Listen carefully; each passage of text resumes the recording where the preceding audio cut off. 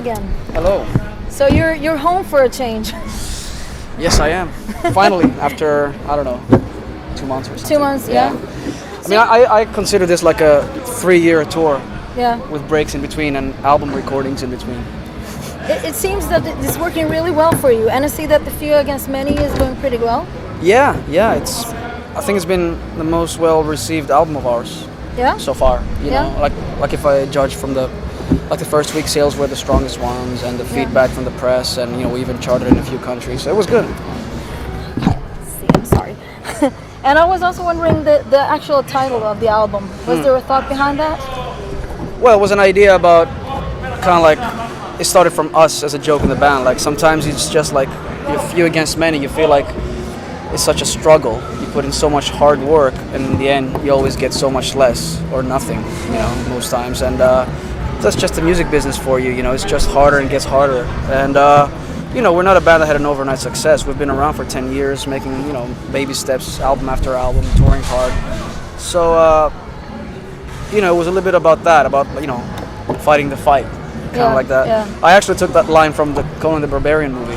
You did? It was, there's a scene where Arnold's like Conan is praying to Crom before the final battle. Yeah, and he says, he said it was few against many. That was what it counted. And I said, and then he said to Crom, he said, if you're not listening, then to hell with you. Sure. Okay. So. Good one. Yeah. I was actually wondering about this photo. Yeah. This photo. Yeah. It's an interesting one. How did you do it? First of all, who came up with the idea, and how did you actually do it? The photographer came up with the idea. This guy, we work here, a local guy, who's a really excellent photographer, and we basically jumped on trampolines. That's what I was going to ask you. To kind of like recreate the attack scene. We kind of like wanted to recreate the whole 300 vibe. The title is Few Against Many. It fit the concept. The album cover was with a battlefield with the war flags. Right. So it was kind of like time for attack. I don't know. It was just like So did you jump like individually or individually? Did you yeah. So we kind of like put it together. Put it together. Yeah. Which is it's kind of cool. I mean, it's we want to do something different instead of rather than the usual photo, everybody just standing and looking cool. So. How long did it take you to actually get this right? Actually, you'll be surprised. Not that long. It was maybe like a couple of hours, and we did a couple of different photos like that. Did anyone fall off the trampoline? I can't remember. It was a bit hard for me actually to jump because I had to carry my guitar. Like I had to lift my guitar up, and like the weight of the body was in the back, and then at the same time I had to jump on the trampoline, make my Bruce Lee action shot, and carry a guitar. Life is hard. But it worked, yeah.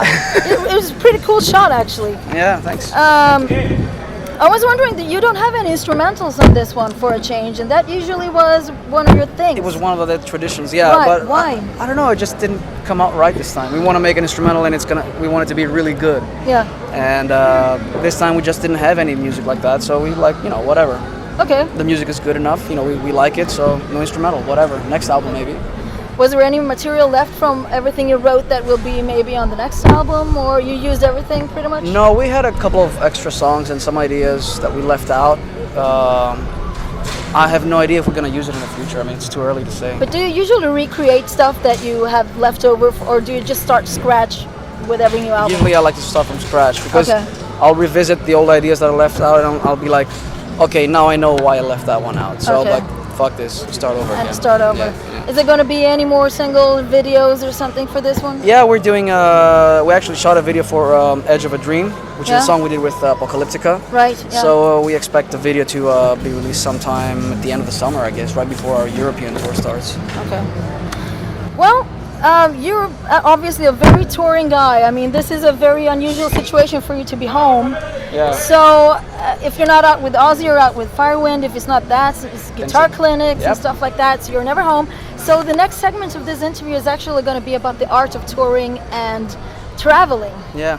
Because I guess nobody knows more about that than you. And so one of the questions I would like to ask you is, I mean, what's the most important thing, like when you start preparing for a tour, do you like open your suitcase before, like a week before, and start throwing stuff in there, or no, what? Usually just 3 hours before I have to go to the airport. Seriously? Yeah, I mean, I'll pack my gear up like the night before, but clothes-wise and stuff like that, I mean, by now I just know what it's gonna be. You don't write any lists or anything. You just No, I just want to make sure that I have all my gear in place. And Okay. usually I don't have. I mean, all my gear we ship it around wherever it is, Right. you know, in storage and stuff. So that goes all together. And What's the and- most important stuff that you need to bring? Because you're going to be away for a month. So. Yeah, toothbrush, deodorant, shampoo, enough underwear and socks, enough t-shirts. That's it. Really. Right. Yeah. So how do you kill time? Because obviously there's going to be a lot of time to kill. What do you do? All kinds of stuff. Like, you know, if we have off days, I'll go around shopping, find some cool stores and stuff, or, you know, explore the town that we're in. Yeah. If it's a show day, I don't really do much. I just hang around the venue, just make sure everything's all right. You know, get in the zone, play a little bit of guitar, or if I have to do some press or whatever it is, you know. So you're always pretty much working then. Yeah. It's not much relaxing actually. No, not No. for me, because I also have to take care of the, you know, day-to-day business of the band together with our Right. manager. So I always kind of like have to be on standby in case I need to be updated about stuff or Okay. whatever it is. So so you don't bring like tons of books and albums and stuff like that. You No, just I don't don't- have time for that. I don't read books actually. I read magazines. I like to read music magazines or guitar magazines. So I download all that stuff on my iPad. So Okay. I read that. So of course you know the Sweden Rock magazine is a very good one, right? I love it. Yeah. See.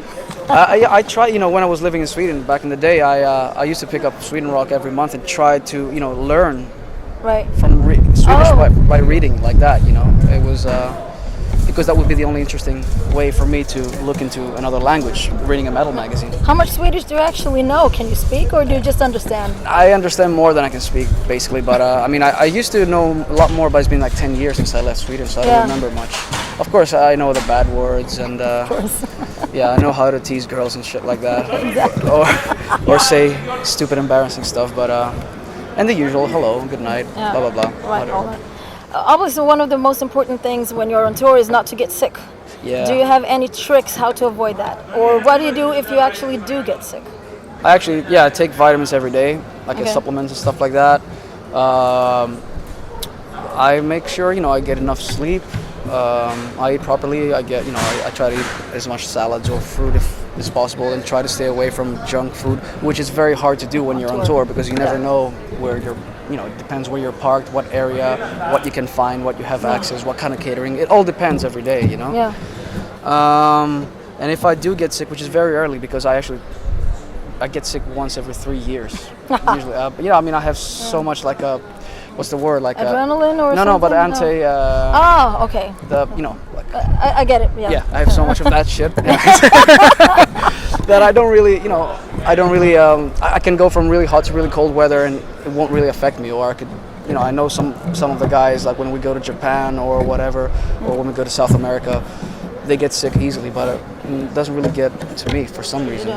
But you know, whenever I've gotten cold, you know, I carry some of the medicine with me, whatever it is, for flu or for fever, shit like that. Just try to rest, keep calm. Have you actually been sick while you had to be on stage at any point? Yeah, it's happened in the past. Yeah. What did you do? It's not a nice feeling, you know. You just headbang less, I just move around a bit less and just try to make it, you know, and focus on the gig, really. Okay. And I think it's harder for the singer. Yeah. You know, but because for us, it's, you know, it's only like a knob you have to turn up or down. But as a singer, if you lose your voice, or if you're sick, or if you have a fever and you can't really perform, you know, it's a natural instrument. You're fucked. How about when you travel overseas? The jet lag is always an issue. Yeah. Do you have any tricks for that? Usually for me, I find it easier when I go to the west, actually, because I don't know, for some reason, because I think your body kind of like tricks you that it's just one longer day. Yeah. It's like a longer day. It's like a 24-hour day or something. Yeah. Because you still land, for example, you travel to the States and you land and it's still the same date. It's still the same. It's like evening, like if you set out in the morning. And I can just go to sleep and wake up the next morning and kind of like whatever, go to rehearsal or do whatever I gotta do. But coming back is the worst. Yeah. Because then you lose a day. Yeah. And then it usually takes you like 3 or 4 days or sometimes a week. So you're just sleeping for 3 days in a row? Yeah, you know, I sleep unusual hours. You know, it's just like, it's weird. And actually going to Japan is even harder. Yeah? Yeah, in Japan everybody gets like serious jet lag. So you're taking any like caffeine or something just to Yeah, I try to drink perk up or something? coffee as much as possible. Basically, for me, the way to fight this is just keep busy. Yeah. Okay. Like you have to be up. You have to. You got all pumped up. Yeah, exactly. You have to. Okay. You got to be focused. Whatever. If you got to do Yeah. press or you got to do whatever, so you have to be there at some specific time. No time to be sleepy. But again, I mean, you're a very hardworking man, and you're traveling a lot. So, on an average, say that you go to 10 cities. How many cities do you actually get to see? Well, I mean, if we're playing, no, not a lot really. Not really. Not a You lot. see airports and venues. Yeah, airports, venues, hotel rooms. That's it, really. Yeah. Okay. So, what makes a good hotel room? What's the first thing you come into a hotel room? What's the first thing you check? If there's Wi-Fi access, first of all. If there's I check out the bathroom if it's all Yeah. clean and everything. Sheets, the bed, and everything, and all Yeah. that. That's it, really. I mean, I'm easy. I've not had that problem with Aussie, to be honest, because we stay in the best hotels in Yeah, the world. yeah. And when I do the Firewind tours, we don't really get hotel rooms. We can't afford it. Just sleep on the bus. So, yeah. So on a long flight, if you can just imagine that you're going to sit there for many hours and you can choose who you want to be sitting right next to. Like anyone in the world that you can say, yeah, this is the guy or the girl that you're going to be sitting next to for the next 10 hours. I don't give a fuck. I just take a sleeping pill, And you're out. and that's it. I'm out. So you don't really communicate with people on long flights? No. No. I mean, I'm over that. I'm like, I can't stand being on a flight if it's more than 2.5 hours. Yeah. I'll just take a sleeping pill, and I'm like, You're see you gone. whenever we get there. Okay. See you in Japan or whatever. Okay, so people that saw you on the last tour, I'm sure there were some changes on the last tour. Apollo was not with you Yeah, and all last that. year. So what can they expect from this tour now? You're going out in September, October? Yes, we What's do. going to be different? Well, first of all, Apollo's back. Yeah. Secondly, we have a bunch of new songs and a new set list we've been working on. And also, we're going to have Leave's Eyes with us. Yeah. And Liv is going to be singing with us on stage. So we finally get to do the song Breaking the Silence. Because it's one of our most popular songs, and we never got to do it live, or very rarely whenever Tara could join us for some songs. So yeah, I mean, it's going to be a little bit of that. It's going to be fun, and we've been working on a pretty cool set list, because by now we have 7 albums. It's kind of hard to squeeze it all in there, but yeah. It's gonna. I think it's gonna be pretty exciting. Yeah. So after this very extensive European tour, do you have anything planned after that, or is that like the last tour? Well, we have plans to go to North America, South America, and hopefully next year we're gonna go to Japan, Australia. I mean, these are just like all the stuff that I hear from our management. It's not all confirmed yet, but I guess ideally that would be the order of going through the whole. I mean, we're just gonna try and keep busy. We're already confirming festivals for next summer, so just roll with it. Keep rolling. Keeping busy. Yep.